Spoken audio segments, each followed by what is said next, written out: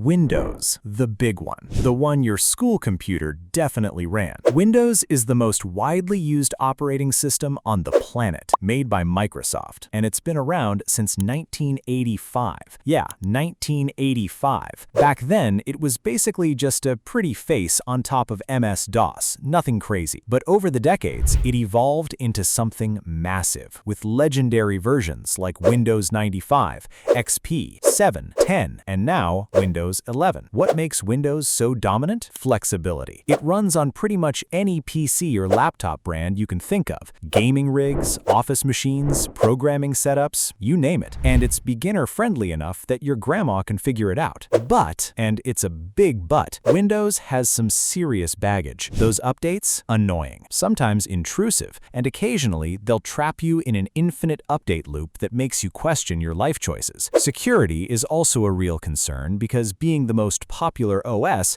also means being the biggest target for viruses and malware. Oh, and let's not forget the legendary blue screen of death, which by the way has been haunting users since Windows 1.0. Some things never change. macOS, Apple's baby, introduced in 2001 and exclusive to Apple hardware like MacBooks and iMacs. And that exclusivity, that's actually its superpower, because Apple controls both the hardware and the software. macOS is insanely stable, smooth, and well-optimized. It's the go-to for video editors, graphic designers, musicians, largely because of Apple's powerful built-in apps like Final Cut Pro, Logic Pro, and GarageBand.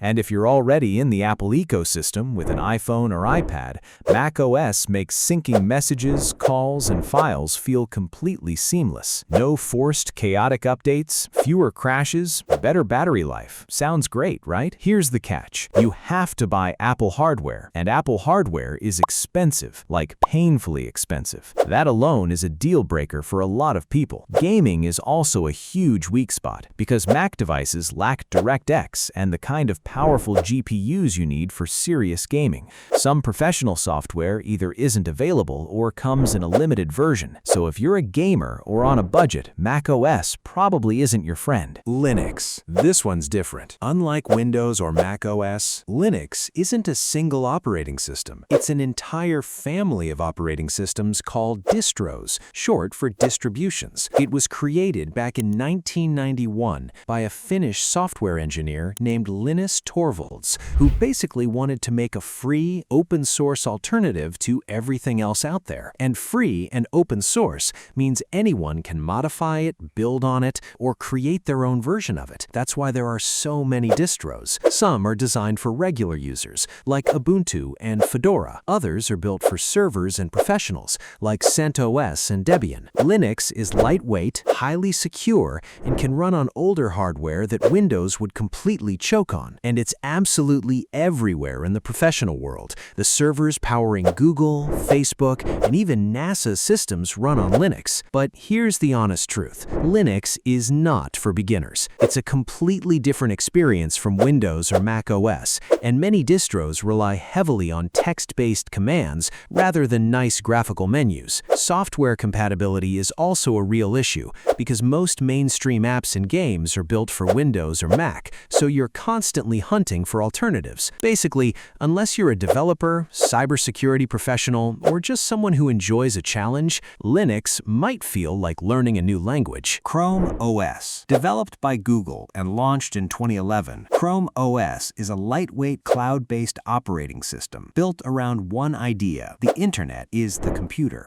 It's designed for people who spend most of their time browsing, streaming, and using web apps, so it comes pre-installed on Chromebooks, which are affordable, fast, and hugely popular in schools. ChromeOS boots up in seconds. Updates happen automatically in the background without bothering you. And because most of your data lives on Google servers rather than the device itself, it's actually really secure against malware. Access to the Google Play Store also means you can install Android apps, which gives it a lot more versatility than a basic browser. The downsides, though? Heavy internet dependency. Without a good connection, ChromeOS becomes pretty limited. It doesn't support full desktop apps like Adobe Photoshop or serious video editing software.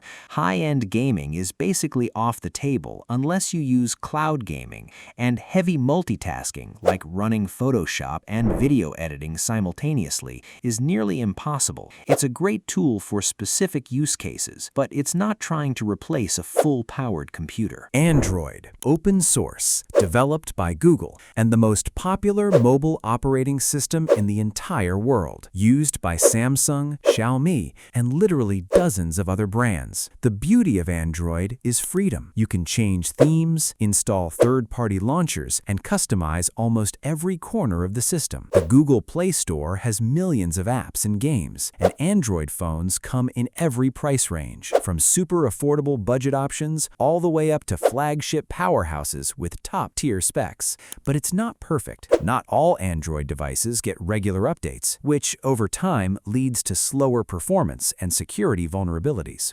Many manufacturers also pre-install bloatware, apps you don't want and often can't remove. And compared to iOS, Android can sometimes feel less optimized, with apps that run smoother on iPhone than on Android devices with similar or even better specs. iOS, Apple's mobile OS, exclusive to iPhones and iPads. Because Apple controls both hardware and software here too, iOS is incredibly stable and tightly optimized. iPhones receive software updates for years. Even older models get the latest iOS, which is something Android often struggles with. The App Store is highly curated with strict quality standards, and developers tend to prioritize iOS for new app releases. And the Apple ecosystem thing? If you have a MacBook, an iPad, and an Apple Watch alongside your iPhone, they all just talk to each other effortlessly. It's genuinely impressive. The downside is the restrictiveness. You can't freely customize your home screen. You can't install apps from outside the App Store. And file transfers outside of Apple's ecosystem can be a headache. No expandable storage, no headphone jack, and yes, iPhones are expensive. Apple also has a reputation for recycling similar designs across multiple generations,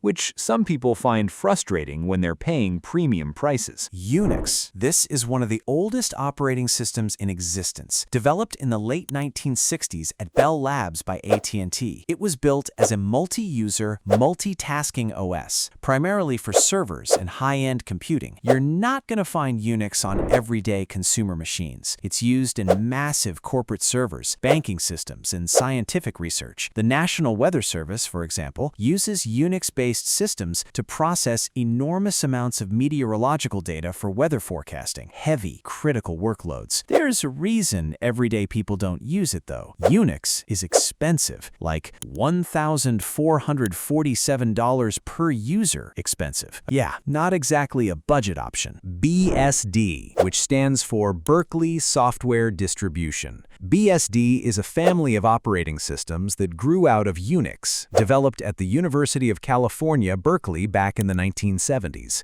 Like Unix, it's mostly used by tech experts for servers, networking, and embedded systems, rather than consumer devices. But here's what's wild. BSD is running in places you'd never expect. The PlayStation 4 and PlayStation 5 both run on BSD-based systems. Netflix's entire content delivery network runs on it. Firewall systems like pSense and OpenSense are BSD-based too. It handles massive workloads efficiently and reliably, which is exactly why these mission-critical systems trust it. BSD comes in several flavors: FreeBSD, OpenBSD, and NetBSD, each with slightly different focuses and strengths. And that's every major operating system explained, from the one on your phone to the one quietly powering Netflix servers. It's a wild world of software. Drop a comment telling me which OS you're on right now and whether you love it or hate it. If you found this helpful, smash that like button and subscribe, because there's a lot more tech content coming your way. See you in the next one.